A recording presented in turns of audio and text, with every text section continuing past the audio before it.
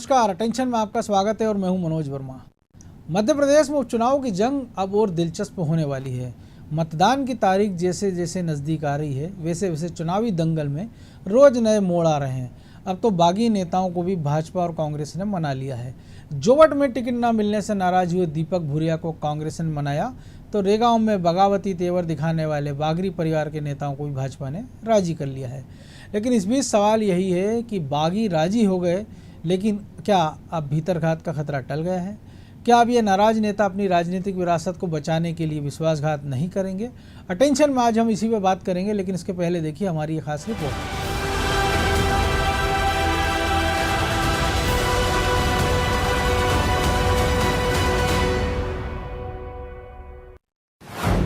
उपचुनाव में कौन मारेगा बाजी? अब बागी भी हुए राजी। बीजेपी और कांग्रेस ने ली राहत की सांस। क्या बागी करवाएंगे उम्मीदवारों को पास? मध्य प्रदेश में 4 सीटों पर होने वाले उपचुनाव में कांग्रेस ने जोवट में राहत की सांस ली, तो रेगांव के रण में भाजपा रूठों को मनाने में आखिरकार कामयाब हो गई। दोनों दलों की 8 तारीख से ही धड़कन बढ़ी हुई थी कि आखिर कहीं बागी नेता खेल ना बिगाड़ दे। जोवट सीट पर कांग्रेस को बगावती तेवर दिखा रहे दीपक भूरिया ने मंगलवार को अपना नामांकन पत्र वापस ले लिया था। इसके बाद कांग्रेस ने राहत की सांस ली। कांग्रेस के बागी उम्मीदवार दीपक भूरिया ने बड़े नेताओं के समझाने के बाद अपना नामांकन पत्र वापस लिया। वही भीतरघात के कारण दमोह में चारों खाने चित हो चुकी बीजेपी की 8 तारीख से धड़कन बढ़ी हुई थी, क्योंकि टिकट वितरण से नाराज होकर पार्टी में बागरी परिवार के 3 नेता बागी होकर निर्दलीय पर्चा दाखिल कर गए थे। हालांकि पार्टी को इन्हें मनाने में सफलता हाथ लगी है। बुधवार को नाम वापस लेने का अंतिम दिन था। ऐसे में मंगलवार रात से रूठों को मनाने की जद्दोजहद शुरू हुई।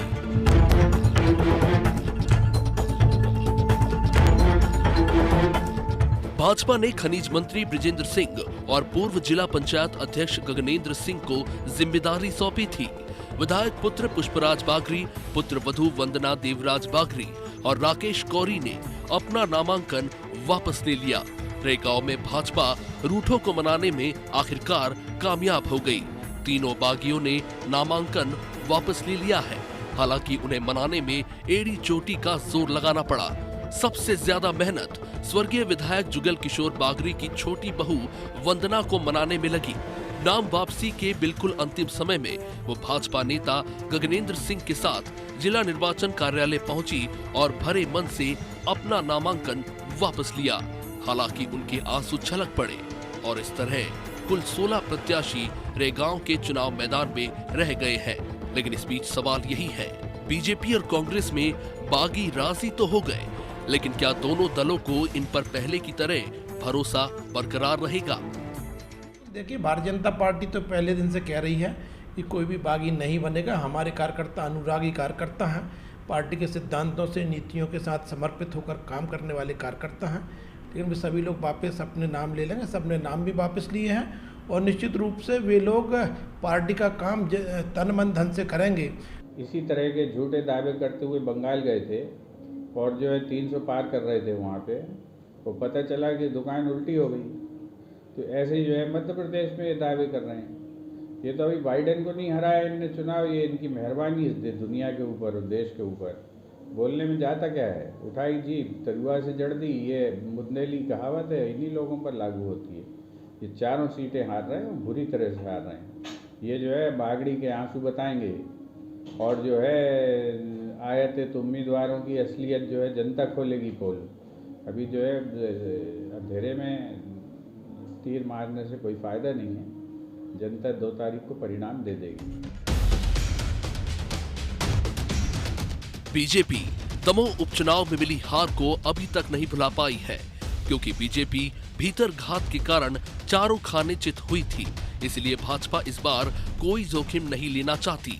लेकिन सवाल यही है, कि टिकट कटने से नाराज नेताओं को बीजेपी और कांग्रेस ने मना तो लिया है, मगर असमंजस यही है कि क्या ये नाराज नेता कहीं अपनी राजनीतिक विरासत बचाने के लिए आखिरी समय चोट न कर दे। भले ही दोनों दलों ने रूठों को मना दिया हो, लेकिन भीतर घात का खतरा अभी टला नहीं है। ब्यूरो रिपोर्ट, अनादि टीवी।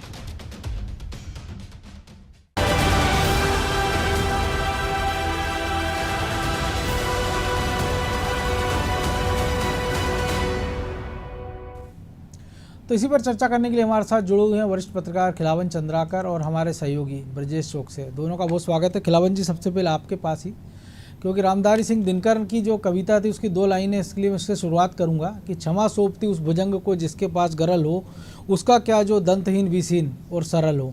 तो वाकई में ये पंक्ति इस पूरे घटनाक्रम में लागू होती है कि ये वाकई नुकसान पहुँचाने की स्थिति में थे या केवल डरा रहे थे? क्योंकि अगर जिस भुजंग के पास गरल नहीं हो तो उसके फुफकारने काटने से कोई मतलब नहीं है, और जिसके पास गरल हो उसकी फुफकार भी काफ़ी होती है। देखिए मनोज जी, राजनीति में ऐसा भुजंग भी पाया जाता है जिसके दांत होते हैं, और कुछ ऐसे भी पाए जाते हैं राजनीति के जिन जो फुंकारते तो हैं लेकिन बिना दांत के फुंकारते हैं। निश्चित रूप से आपने दिनकर जी को याद किया, बहुत अच्छी बात है, और उसको राजनीतिक घटनाक्रम से, वर्तमान राजनीतिक घटनाक्रम से जोड़ा। लेकिन मुझे लगता है कि यदि रूठों को मना लिया जाए या जो बागी होकर चुनाव लड़ने के लिए फॉर्म भरे थे उन्हें मना लिया जाए तो बहुत ज्यादा समीकरण प्रभावित होंगे, ऐसा नहीं लगता। आपने देखा होगा, उदाहरण के लिए दमोह का चुनाव ही आप लेते सामने, दमोह में कोई बागी होकर चुनाव नहीं लड़ रहे थे कोई। आपने देखा होगा कि न तो उनके पुत्र ने फॉर्म भरा था, मलिया जी के, न मलिया जी ने फॉर्म भरा, बागी नहीं हुए थे। लेकिन परिणाम आपके सामने है कि इतने भारी मतों के अंतर से कांग्रेस को जीत मिली, भाजपा को हार मिली।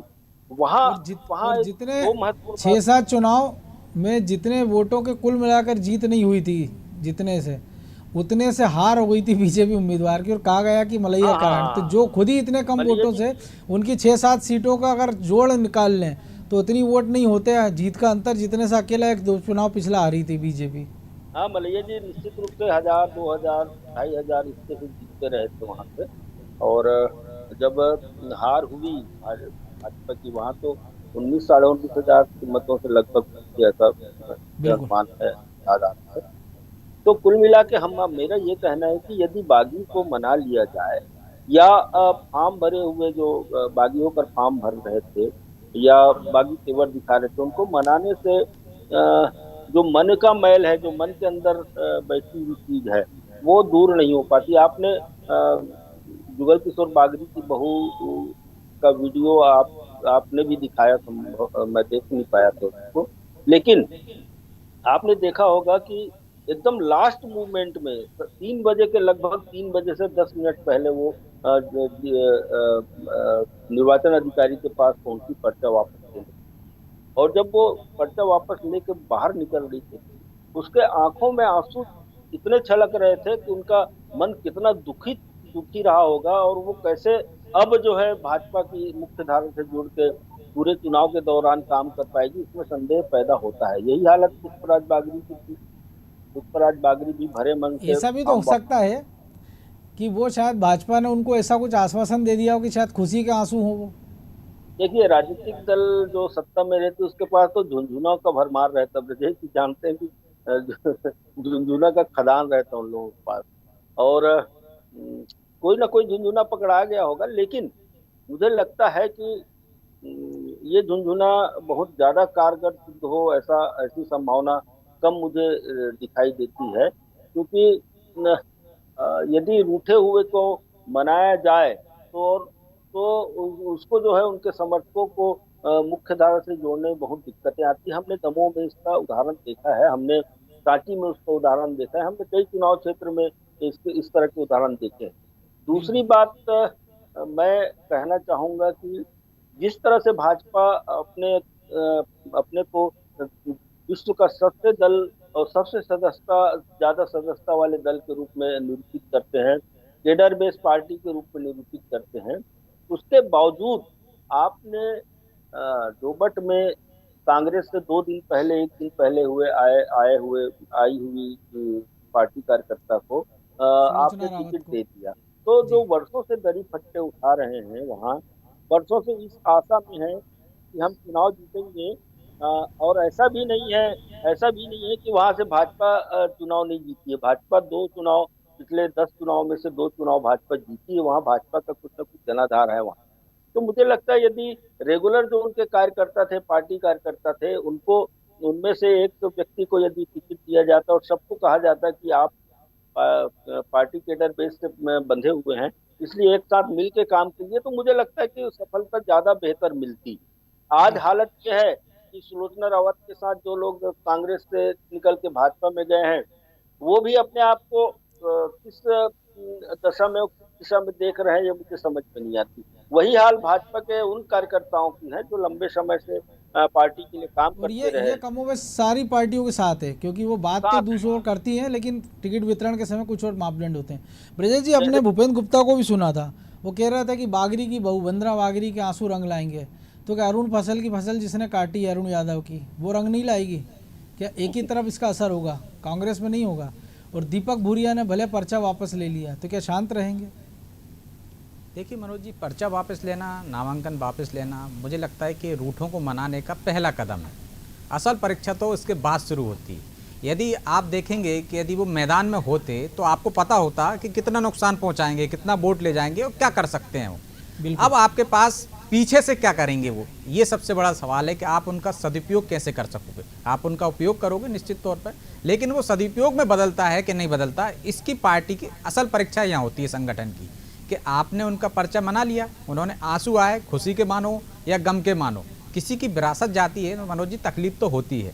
और जब उपचुनाव होते हैं तो तकलीफ इसलिए ज़्यादा बढ़ जाती है कि वहाँ जीत की संभावना सत्ताधारी दल की ज़्यादा रहती है, क्योंकि तमाम हथकंडे अपना सकते हैं वो, तो इसलिए दुख ज़्यादा होता है। परिवार से जुड़ा हो, क्योंकि सहानुभूति के वोटों की तरफ एक वो रहता है कि चलो वोट मिलेगा सहानुभूति। अब सवाल ये उठता है मनोज जी कि जो रूठे हैं उनको आपने मना लिया, नामांकन आखिरी समय तक वापस करा लिया आपने, तो आप सोच सकते हैं कि दबाव कितना होगा कि चंद मिनट पहले आप अपना नामांकन वापस ले रहे हैं। तो अब जिस दूसरा कदम ये है कि आप उनका उपयोग कर सको, खासकर उनके जो साथ जुड़े हुए हैं, जो उनके वफादार लोग हैं, कार्यकर्ता हैं, जो उनके पिताजी से जुड़े होंगे, जो पुष्पराज बागरी से जुड़े होंगे, इनको कैसे मनाएंगे आप? नेता को आप साथ रख लेंगे, तो हमने देखा है कि दमोह में भी आप साथ ले आए थे, रूठों को मना लिया था। जयंत मलैया को कोरोना हो गया था, इसके बावजूद वो आए और प्रचार किया, लेकिन एक मैसेज चला जाता है, मैसेज का गेम होता है। तो हो सकता है वंदना के आंसू मैसेज देने का काम कर रहा हूँ, अरुण यादव के फसल काटने की बात जो उन्होंने सार्वजनिक रूप से कही वो मैसेज देने का काम कर रहे। तो आप इससे कैसे पार पाओगे?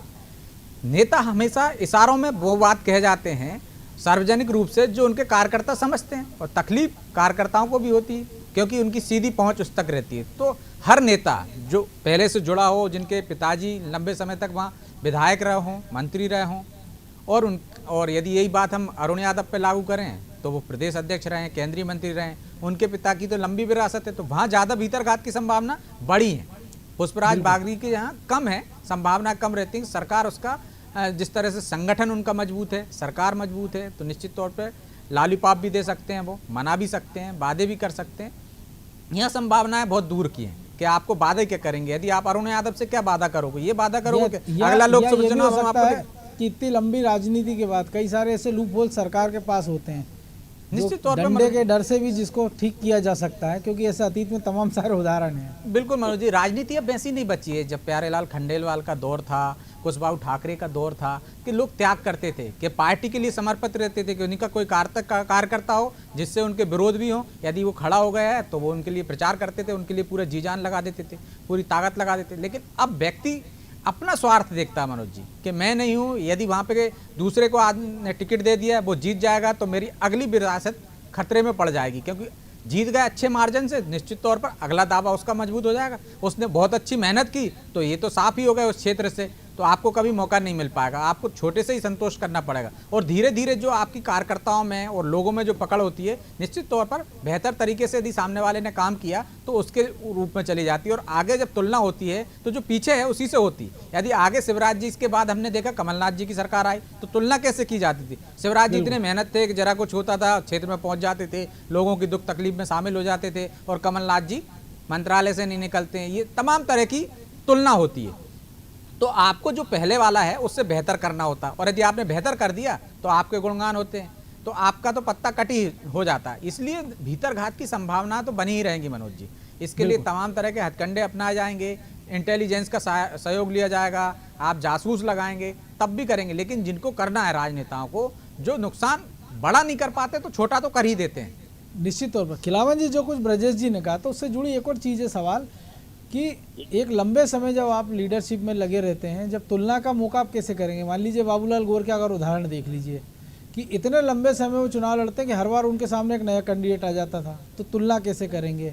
या हमने सुभाष यादव की बात कर लीजिए, कमलनाथ की बात कर लीजिए, दिग्विजय सिंह की बात कर लीजिए, या जो दिवंगत हो गए हैं यमुना देवी उनकी बात कर लीजिए, या कैलाश जोशी चलेगा, तो आपके पास तो मौका ही नहीं बचता, क्योंकि पीढ़ियों की पीढ़ी निकल गई। और दूसरी बात है वो कार्यकर्ता है जो अगर नेता का संदेश समझता हो, चाहे वो फसल काटने की बात हो, चाहे आंसुओं की बात हो, तो उस वो कार्यकर्ता जैसा आपने शुरुआत में कहा था दरी फट्टा बिछा के उस नेता को वहाँ तक पहुँचाता है। इसके बाद वो नेता चाहता है कि वो कार्यकर्ता दरी बिछाए, टिकट मिले तो मेरे बेटे को, मेरे बीवी को, मेरे भाई को, मेरे परिवार को मिल जाए।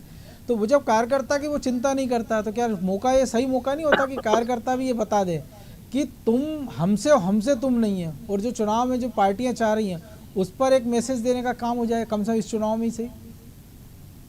होता क्या है मनोज जी कि वंशवाद की जो प्रक्रिया है वो लंबी प्रक्रिया है, और आज जो द्वितीय पंक्ति के नेतागण हैं वो वंशवाद के सबसे ज्यादा घोर विरोधी। तो मुझे लगता है कि जिस तरह से एक बार उनको टिकट मिल जाती है, चुनाव जीत जाते हैं, बार बार चुनाव जीतते रहते हैं, तो उन कार्यकर्ताओं को जो दूसरे क्रम में बैठे हुए हैं उनको आजीवन मौका नहीं मिल पाता, और यही सबसे बड़ा सोच का विषय होता है, उनके मन को उद्वेलित करने वाले विषय होते हैं। इस कारण वो वर्षों से जिस पार्टी में बने हुए हैं उसके साथ भी गद्दारी करने के लिए, उसके साथ भी भीतरघात करने के लिए, उनके प्रत्याशी के साथ भीतरघात करने के लिए आगे आगे सामने आ जाते हैं। कुछ लोग बिल्कुल लगाघात करते हैं, कुछ लोग ऐसे हैं जो लोग अंदर ही अंदर पार्टी को कमजोर करते हैं, अपने प्रत्याशी को कमजोर करते हैं। तो निश्चित तौर पे यदि लंबे समय से एक ही सीट पर एक ही परिवार के एक ही व्यक्ति लगातार जीतते रहे तो सबसे ज्यादा नुकसान जो होता है वो उन्हीं कार्यकर्ताओं को होता है। लेकिन इसके लिए जवाबदार तो वही लोग हैं ना जो टिकट वितरण प्रक्रिया से जुड़े हैं, जो लोग टिकट बांटते हैं। क्योंकि अगर ऐसा नहीं होता तो हम उनको देखते हैं कि जो प्रदेश प्रभारी है मुरलीधर, वो कहते हैं लायक नालायक की जो बात आती है, तो वो नालायक भी आप ही की देन होते हैं और वो लायक भी आप ही की देन होते हैं।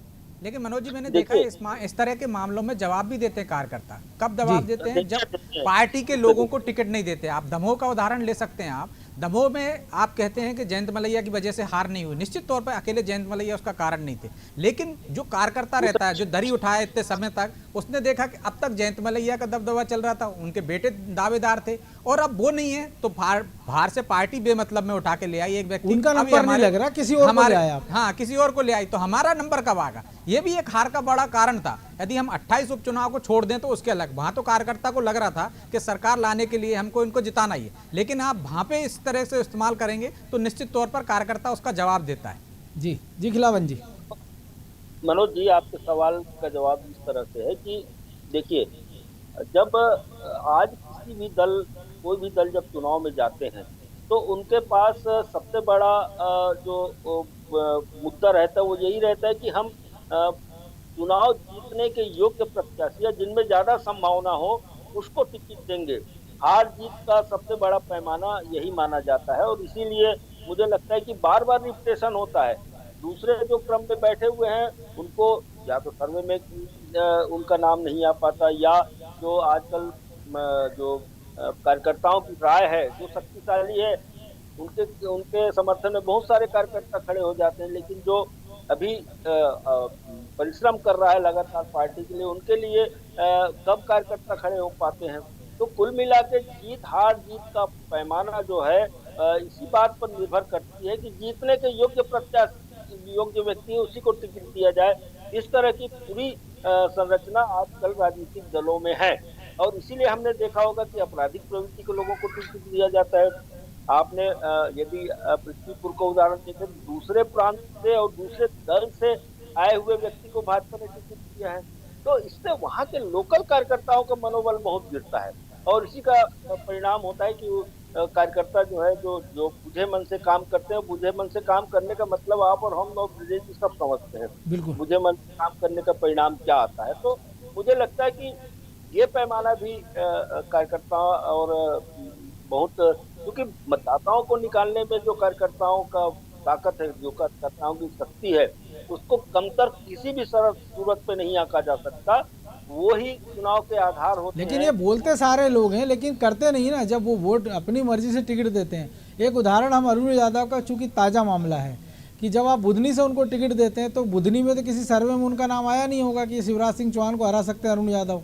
तो जाहिर सी बात है खंडवा के आदमी का नाम खंडवा में आएगा, लेकिन जो आदमी सक्रिय राजनीति में उसका नाम सर्वे में नहीं आता, और जिसने 22 साल पहले चुनाव लड़ा आखिरी, उसका नाम सर्वे में दावेदारों में आ जाता है। तो ये जो मैकेनिज्म है, और अगर ये सही पैमाना अगर यही है तो कोई भी राजनीतिक दल का आदमी चुनाव ना हारे, क्योंकि वो तो जीतने वाले को टिकट देता है हमेशा। देखिए, बड़े राजनीतिक नेता होते हैं या बड़े चुनाव क्षेत्र होते हैं जो बहुत बहुगठित होते हैं, ताकतवर आदमी वहां से चुनाव लड़ता है, तो दूसरे दल के लोग वहाँ दूसरे ताकतवर आदमी को, दूसरे को ताकतवर मान के ही वहाँ टिकट देती है। उन्हीं को उदाहरण आप लीजिए, इससे पहले राघवगढ़ से खुद शिवराज जी लड़े थे उनके खिलाफ जाके। लेकिन हम इसको ऐसा भी तो देख सकते हैं कि शेर के फांसने के लिए शेर को नहीं बांधा जाता है, कभी कभी होता है, बकरे या मेमने को ही बांधा जाता है। और जब भी सिंधिया शेर या उसका उदाहरण चींटियों को फंसाना हो, शेर को फंसाने के लिए शेर को नहीं बांधा जाता है। कभी कभी हाँ होता है। जी। सिंधिया उसका उदाहरण है गुना में, कि किस तरह से आपने शेर का शिकार करने शेर को नहीं भेजा था। मनोज जी, ये भेजा इसलिए जाता है, बड़े नेताओं को एक माहौल बनाया जाता है, ये कोशिश की जाती है कि एक माहौल बनेगा पूरे प्रदेश में कि टक्कर बराबर की हो रही है और हम पूरी गंभीरता से चुनाव लड़ रहे हैं। और ये कोशिश भी की जाती है कि कहीं खुदा ना खास्ता जो बड़ा आदमी है, जो सीएम है, यदि दिग्विजय सिंह की हम बात करें राघवगढ़ में, तो शिवराज जी को भेजने की वजह ये थी कि शिवराज जी लोकप्रिय नेता थे, तो एक डर रहे वो अपने क्षेत्र में ज़्यादा समय दें। बुधनी में यदि हमने अरुण यादव को भेजा तो ये सोचकर भेजा होगा पार्टी ने कि एक बड़ा नेता है, बाकी कार्यकर्ताओं में आएगा कि हम इस बार पार्टी पूरी ताकत से लड़ रही है, शिवराज जी के पास भी आपने कमजोर कैंडिडेट नहीं उतारा, उनको भी हराने की मुद्दा रखते हैं। आप यदि पश्चिम बंगाल में जाकर देख लीजिए तो इस तरह से उपयोग किया जाए। तो पार्टी एक माहौल बनाने का काम करती है, हर बात सर्वे से आधारित नहीं होता। और कई जिस तरह हम कांग्रेस की बात करें हम मनोज जी, तो कांग्रेस में सर्वे कोई मायने नहीं रखता, वहाँ तो क्षेत्रीय छत्रप होते हैं। उन्होंने कह दिया कि ये सर्वे का नाम है, इस व्यक्ति को टिकट देना है तो जिताने की वही मैं कह रहा हूँ कि जब सारे राजनीतिक दलों वही सिस्टम है। लेकिन जब मान लीजिए बीजेपी ने भी सर्वे कराया होगा तो उन्होंने सुलोचना रावत को लेकर सर्वे नहीं कराया होगा, लेकिन उनके सर्वे में जरूर आया होगा कि ये एक मजबूत कैंडिडेट हो सकती है, अगर इनको लाए कांग्रेस को हम मात दे सकते हैं। ऐसे हमने शिशुपाल यादव का देखा है कि जब खुद का कैंडिडेट आपका चौथे नंबर पर, तो जाहिर सी बात है आपके पास ऑप्शन कम है तो आप आयातित कर लेते, लेकिन फिर आप ये कह देते हो कि नहीं तो जन भावना का सम्मान कर रहे हैं, वो तो सर्वे में नाम आया है, वो तो कार्यकर्ताओं की इच्छा है। कार्यकर्ताओं को तो सुबह पता चलता है, शाम को टीवी से या सुबह अखबार से कि उसके क्षेत्र से फलाना आदमी को टिकट मिल गया है, जिसको वो जानता नहीं है, जिसको सुबह तक वो घर आ रहा होता है। मैंने भी पहले भी आपसे कहा है कि 100% सर्वे के आधार पर टिकट नहीं दिए जाते, लेकिन भाजपा में हम ये देख सकते हैं कि भाजपा में ज़्यादातर फैसले सर्वे के आधार पर होते हैं। हमने देखा कि पिछली चुनाव की बात करेंगे, अजय बिश्नोई का उदाहरण लेते हैं, उनसे शिवराज जी ने कह दिया था कि सर्वे में आप कमजोर हैं। इससे पहले की बात, आप यहाँ से मत लड़िए, दूसरी जगह से लड़ लीजिए, लेकिन वो लड़े और हार गए। तो सर्वे भाजपा करती है और मौका भी देती है, लेकिन कांग्रेस से हम उसकी तुलना नहीं कर सकते।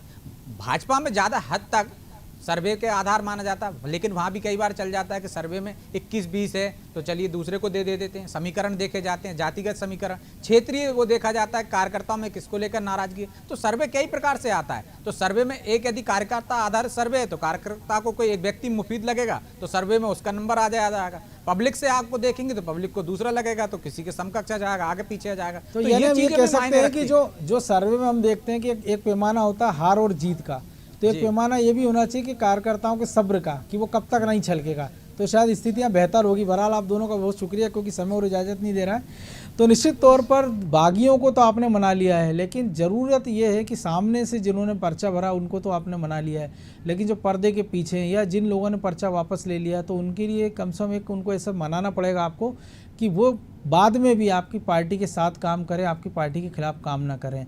और इसके लिए ज़रूरत होगी कि बड़े नेता सीधे उनसे संवाद करें, बात करें और उनके मान सम्मान का ध्यान रखें, क्योंकि अतीत में भी हमने ऐसे कई उदाहरण देखे हैं कि जब तमाम सारे बागी मैदान में होते हैं, राजनीतिक दल उनको मना लेते हैं, लेकिन नतीजे उनकी उम्मीदों के विपरीत आते हैं। और कई बार हमने ऐसा भी देखा कि बागियों को नहीं मना पाते आप, वो मैदान में डट जाते हैं और वो छोटे अंतर ही से ही भले उनको कम वोट मिले, लेकिन वो पार्टियों की जीत हार का कारण बन जाते हैं। 2018 का चुनाव इसका गवाह है। अटेंशन में आज आज इतना ही, मुझे दीजिए इजाज़त और आप देखते रहिए अनादि टीवी। नमस्कार।